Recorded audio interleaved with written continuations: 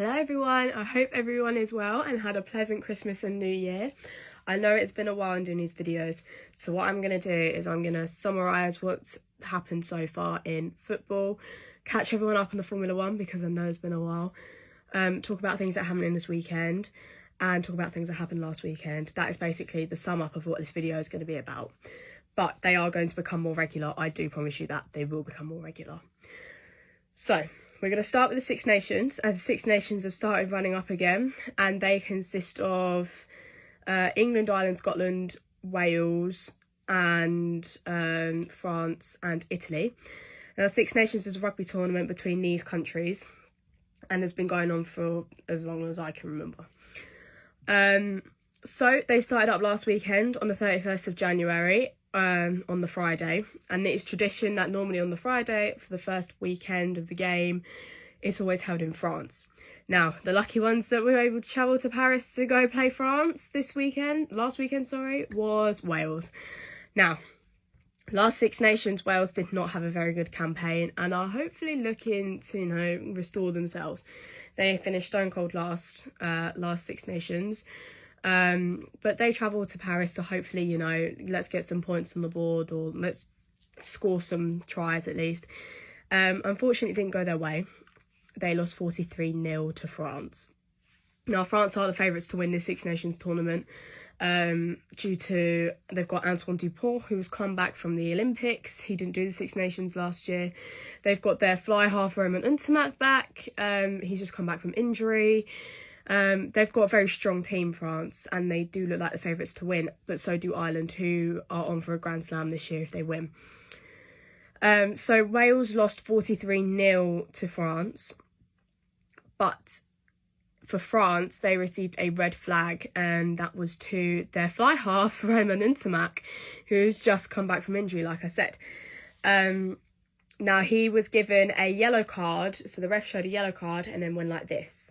So this means it's basically going to be assessed by TMO, so more assistant referees, and they found that it is a red card. So again, they went back to the referee, he held up the red card and he went like this to say that they came up with the decision. So this means that Romain Ntamack will not be able to play against us, which is happening this weekend on Saturday at Twickenham.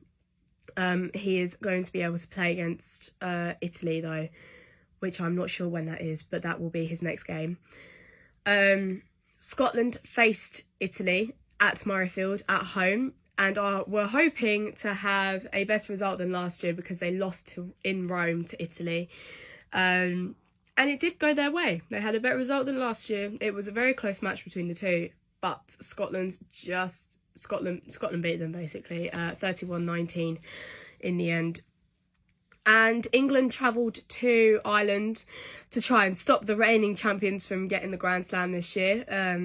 However, it didn't really go our way. The new captain, Mario Itoje, I thought he did quite well, even though we lost 27-22 going into the half-time, into the second half, 5 points ahead. So we were winning 10-5 and lost 27-22. But for Mario Itoje's first international games captain, I thought he did quite well. We did have a couple of injuries, so Jamie George was unable to play this game due to injury, so they wanted to keep him to the side just in case it got worse. He will be back though. And obviously we don't have Courtney Lawes this year as he's retired, and Anthony Watson has had to retire due to injury as well. But yes, I know we lost 27-22, but it does look like we might be able to hold against some of the other nations. Our next game is against France, like I said, at Twickenham, which will be the first game that we host this year. That is on Saturday at 4:45, I believe. Wales travel to Italy.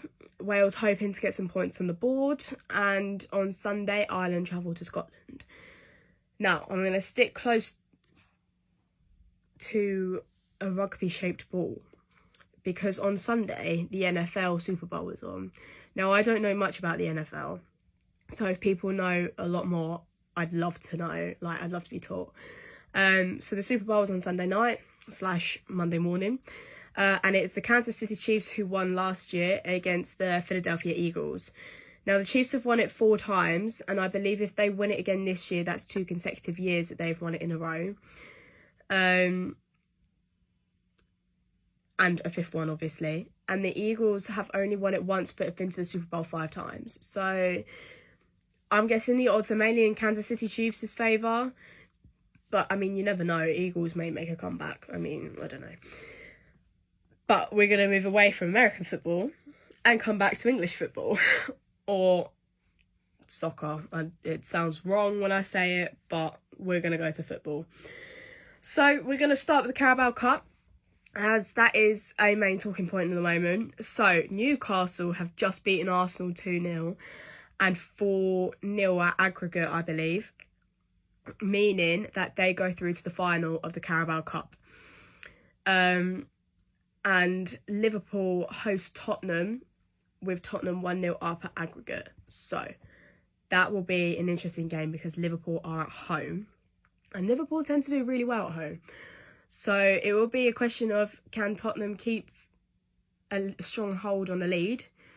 Or are Liverpool going to absolutely come back and just smash it? We'll have to wait and see. The transfer window has closed. It closed 2 days ago, I believe. And in my opinion, the biggest news is that Manchester United's Marcus Rashford has gone to Aston Villa on loan for the rest of the season. Now, I know it's speculated a lot that he was meant to go to Italy or Germany or wherever else, but it turns out he's staying with the Premier League and has gone to Aston Villa. So I'm also thinking, what kind of impact is this going to have on him and on Aston Villa as well?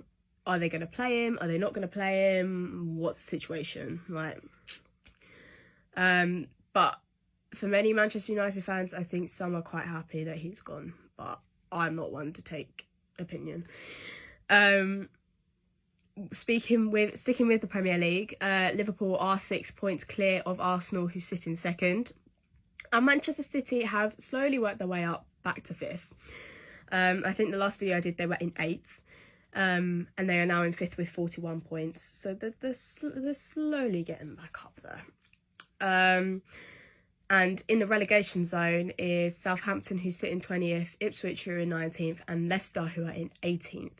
Now, Leicester are in the 4th round of the FA Cup, and they will be playing Manchester United. And that is on tomorrow. And I believe that should really be Ruben Amorim's main goal at the moment. I do apologise if I pronounce names wrong. Because today, apparently, he did an interview and said he is fighting for his job until the summer.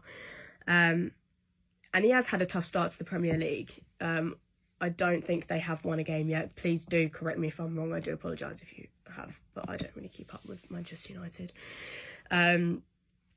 But I think at the moment his main focus should be on the 4th round FA Cup tomorrow against Leicester City. And there was other news that came out today that Martinez is also likely to miss the rest of the season due to an injury. I'm not sure what injury, but that is all I know, that he's not going to be able, may not be able to continue the rest of the season due to an injury. Now, I know the F1 season finished a long time ago, but due to uni work and Christmas and a lot of things happening, I was unable to do videos.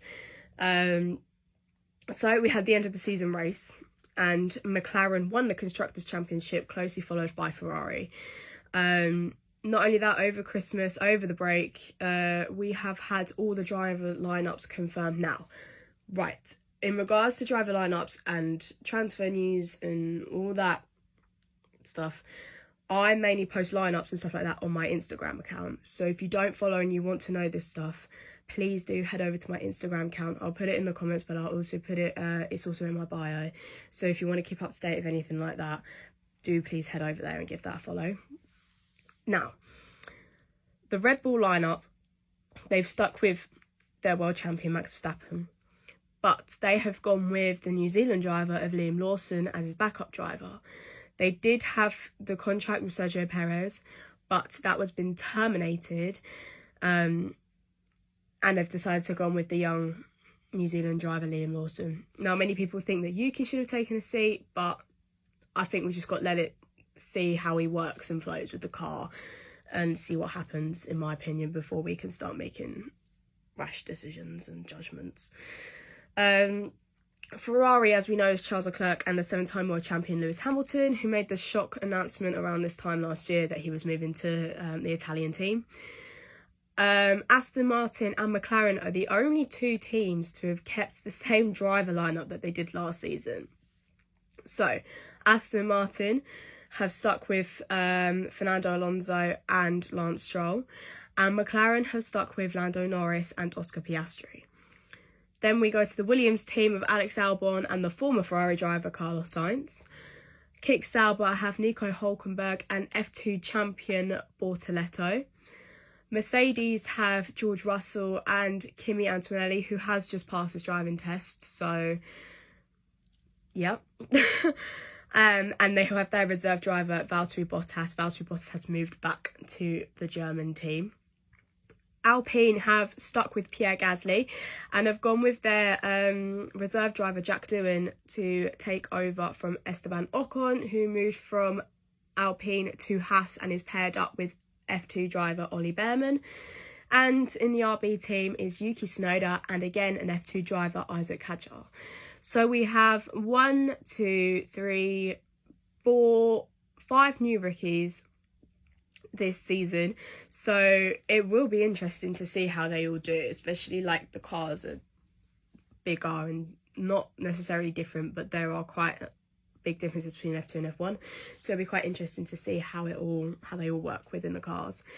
It was also recently announced that this week that Zhou Guanyu has decided to become the reserve driver for Ferrari next season, and Franco Colapinto has taken up the role as reserve and test driver for Alpine next season as well. So at least he's in F1 is all I can say. I'm happy that he's still within the F1 world, even though it's not a seat, which is what we were all kind of hoping for, that he might get a seat, but he is still involved within it. We have F1 Live being held at the O2 on the 18th of February. Now, I will not be there. I wasn't able to get tickets. But those lucky few who are, I hope have an amazing time. And also, Ferrari have been showing their team kit and videos of Lewis Hamilton driving in Maranello in the 2024 car to try and get like fans on side and keep up the social media content. So I'd say like a big thumbs up to Ferrari for doing that, because not many teams tend to show all that. But I think because it's Lewis Hamilton, they're trying to get all the fans to get involved. But I quite like it. I quite like how I keep seeing on my Instagram and scroll through, and I was like, oh, there's Lewis Hamilton and Ferrari, and it looks weird, but it just looks right at the same time. But you know, it takes some getting used to keep seeing him in red all the time. But those of you who want to know, the F1 season starts up again in Australia this year, on the weekend commencing the 14th to the 16th of March. So that is then happening then. Now, I know that was a lot of information in a very short amount of time, but I thought it would just be really quick, nice summaries of each thing that's happened. But I will try and keep up to date with all the Six Nations. But like I said, if you want far more information, then please do head over to my Instagram account. But that is it from me at the moment, and I hope you all take care, and I'll see you all very soon.